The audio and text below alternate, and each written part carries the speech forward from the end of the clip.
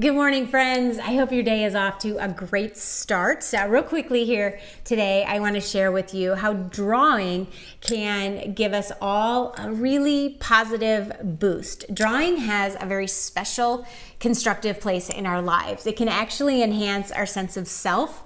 Drawing is very relaxing. It can calm our nerves. Drawing can also save us from feeling alone. I know a lot of people find great strength in a pencil. Drawing is just a very natural, innate urge that is in all of us.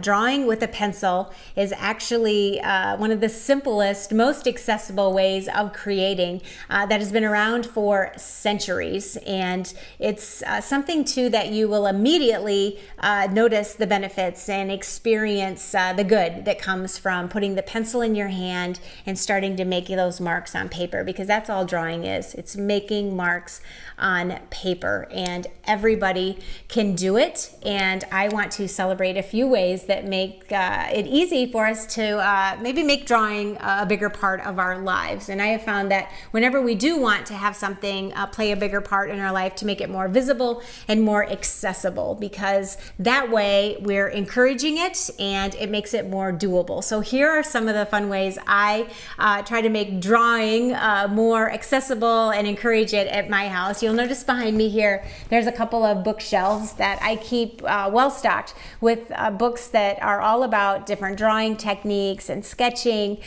different types of doodle books and lettering techniques, some vintage books on drawing that I've picked up at book fairs. But it's a really nice visible resource for us that we can always go to for reference, for inspiration, to learn some new techniques. I've got a couple of sketchbooks there always, and some loose paper, and then a nice container of pencils. So everything's there, ready to go out where we all can see it and take advantage of it. Another way for you to encourage some more drawing is, sometimes when you go to a restaurant and your tablecloth is paper and they hand you a handful of crayons, well, you can kind of create that same scenario at home.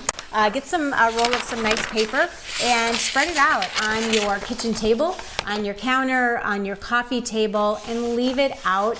Have a nice display of some of those pencils, maybe some fun erasers and a couple of pencil sharpeners. It doesn't need to be anything more elaborate than that, but you will soon discover that art supplies are pretty hard to resist. Everybody will, they can't help themselves. They'll be grabbing some of the pencils, they'll be making marks on that paper, and then you can be really intentional with some of the time that you spend together around that table, where you can treat it as a learning exercise. You could learn the history of pencils, which is really quite fascinating. You could learn about all of the different pencils that are out there, all of the different kinds of leads, and then you could grow your collection so that you could experiment and compare the differences in all of them. You could also learn, more about the different papers there are. You can also create some fun challenges where you, as a family, come together and have some drawing exercises, put a little still life together. Everybody draws it from their own perspective.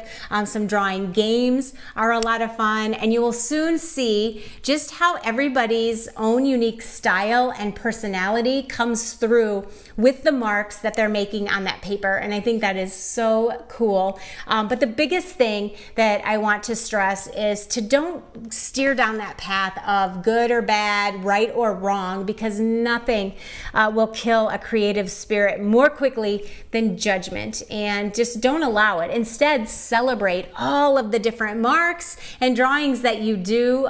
Frame some up, have a nice little gallery, display them, change them out, really celebrate, again, the marks that you do make, because everybody can draw and everybody can benefit from it. So let's draw more, everyone.